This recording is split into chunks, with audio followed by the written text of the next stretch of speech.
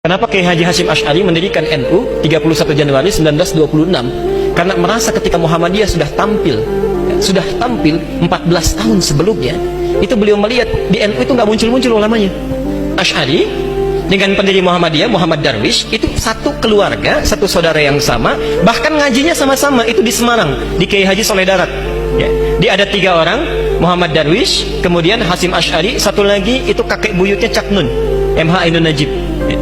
Cuma 2 ini yang menonjol, karena menonjol, bagus baca kitabnya, soleh orangnya, itu langsung diperintahkan pergi ke Mekah, diberikan kitab. Ya. Kalau kakek buyutnya MH Ainun Najib, itu cuma diberikan cincin pada saat itu. Saat berangkat ke Mekah, berguru di guru yang sama, namanya Syekh Ahmad Khatib dari Sambas, dikenal dengan Syekh Ahmad Khatib As-Sambasi. Nah, setelah dilihat-lihat sampai kembali ke Nusantara di masa yang sama, itu Masya Allah, ternyata keduanya punya visi yang sama, ya, tapi punya beda karakter. Yang satu senang praktek, ya, namanya Muhammad Darwish, lantas pulang diganti nanti menjadi Ahmad Dahlan. Yang satu lagi senang menulis kitab.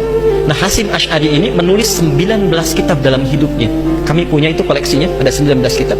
Nah, sebelum beliau menulis dan mendirikan Nahdlatul Ulama itu, kayak aja Ahmad Dahlan kan senang praktek. Begitu pulang, menafsirkan surat Al-Ma'un, tidak tunggu nulis buku. Selesai kajian, buka pakaian luarnya, keluarkan uang yang dibawanya, sampaikan pada masyarakat, bikin rumah sakit, bikin pesantren, bikin sekolah, bikin macam-macam praktek.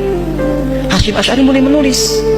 Saat meninggal Kiai Ahmad Dahlan 1924, difikirkan oleh beliau, ya, ini seorang sudah meninggal dunia, ulama belum bangkit. Maka ditulislah kemudian kitab baru yang menjadi landasan lahirnya ormas baru disebut dengan Nahdlatul Ulama.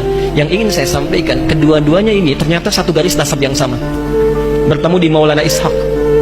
Jadi kalau kita urutkan, maaf, Muhammad Hasyim Al-Asy'ari bin Abdul Wahid, bukan Kang Wahid yang ini ya, itu ada Gunawannya, ini lain. Bin Abdul Wahid bin Abdul Halim. Abdul Halim itu nama aslinya Pangeran Benawa, dikenal dengan Sultan Hadiwijaya, nama lainnya Joko Tingkir. Bin Abdullah bin Abdul Fattah bin Abdurrahman. Abdurrahman ini anaknya Sunan Giri, bukan Giri yang ini tapi ya. Nah, Sunan Giri ini anaknya siapa? Anaknya Maulana Ishaq. Nah, di Maulana Ishaq inilah nyambung nasabnya, ya. Kiai Haji Ahmad Dahlan bin Kiai Haji Abu Bakar bin Kiai Haji Sulaiman bin Kiai Murtado bin Demang Jurang Juru Kapindo bin Demang Jurang Juru Sapisan bin Kiai Gerbek bin Maulana Ishaq.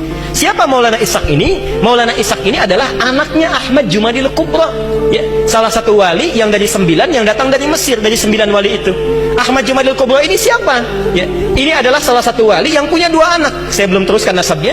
Anak pertamanya dibawa ke Nusantara, namanya Maulana Ishaq, melahirkan 2 ulama tadi. Anak keduanya lahir di Mesir, bernama Syarif Abdullah. Nah, nanti Syarif Abdullah inilah yang akan bertemu dengan salah satu anaknya Prabu Siliwangi, ya. Prabu Siliwangi pemenah rasa menikah dengan Nyai Subang Larang, punya 3 anak. Anak pertama Walang Sungsang, lahir 1423. Anak keduanya Rara Santang, lahir 1426. Anak ketiganya Raja Sengara, lahir 1427. Nah, hajilah kemudian Walang Sungsang dan Rara Santang di Makkah bertemu dengan Syarif Abdullah. Walang Sungsang ganti nama jadi Abdullah Iman, Rara Santang ganti nama menjadi Syarifah Mudaim. Jatuh cinta Syarif Abdullah dengan Syarifah Mudaim, menikahlah, pulang ke Mesir, tinggal 20 tahun, melahirkan anak bernama Syarif Hidayatullah. Berguru pada Syekh Ibnu Athaillah As-Sakandari. Pulang nengok kakek buyutnya, bertemu dengan Prabu Siliwangi. Saat itu tinggalnya ada di Lingkaran Jati, maka dikenallah dengan saat itu dengan nama Sunan Gunung Jati. Nah, baik Ahmad Dahlan ataupun Hasyim Asy'ari itu berada di satu garis yang sama, dari Ahmad Jumadil Kubra bin Ali Zainal Al-Kabir bin Ali Zainal Abidin, keturunannya dari Al-Husain, Husain anaknya Ali, Ali suami Fatimah, Fatimah putri Rasulullah sallallahu alaihi wasallam. Tapi sampai hari ini tidak pernah Ahmad Dahlan disebut dengan Habib. Itu gak ada. Kayak Ahmad Dahlan. Yang penting sikapnya seperti Nabi, tuturnya seperti Nabi, pandangannya seperti Nabi. Kullu mri'in bima kasaba rahin, itu pilihan kita semua. Mudah-mudahan pertemuan hari ini kita